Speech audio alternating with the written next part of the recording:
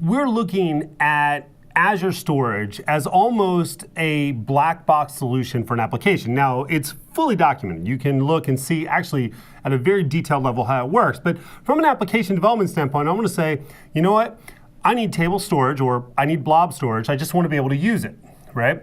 And if that's the case, and in order for that to be effective, we need to be able to rely on it. We need to make sure that the storage is redundant, it's available, and it's we're not going to lose anything. And in fact, that is built from the ground up with Azure Storage. And when you create your Azure Storage account, one of the things that you define for the Azure Storage account is the redundancy or the replication within that account. And there's actually different levels of it, and we're going to go through those. Okay, the first level is what we call locally redundant storage, or LRS. Okay, and with LRS, you've got a data center. All right, so if I go and I'm in, let's say I create a storage account and I set that storage account for East US. And I create locally redundant storage. Well, what's going to happen is my storage is physically going to be created in a data center that's in the Eastern US, right? And what's going to happen is that there will be 3 copies of my data. And those 3 copies are synchronously, real-time replicated.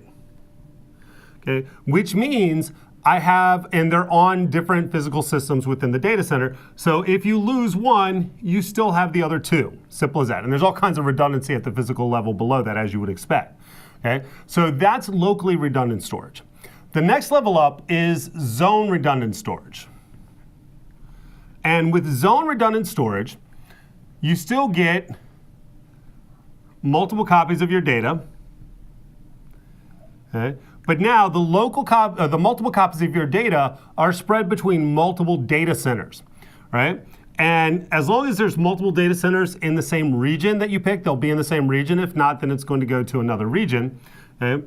And you've got the real-time synchronization there of your data. Okay? Now, the next step is geo-redundant. Okay? With geo-redundant, so we'll put it over here, didn't give myself enough space, but we've got geo-redundant storage. Okay? That's where I've got, within my local, I'll have my 3 copies, and then that's going to be asynchronously replicated to another region. Okay? And so I'll have a backup copy in case we lose an entire region. Now, that backup copy with geo-redundant storage is not accessible unless there's a failover. Okay? So it's a second copy. Now, a variation of that, and we'll just put that up here, is read access geo-redundant data. Okay? And with that, exactly as it sounds like, if I have read access, then I can actually set up my secondary site for read-only access. So a little bit offlining of the data if I want to do that. And there's actually a different URL that you have for the redundant data. So you go from locally redundant storage to zone redundant storage to geo-redundant storage to read access geo-redundant storage. Now, obviously, as I make each step up that ladder, I'm getting a more robust solution, and not surprisingly, you're also going to pay more money for that solution.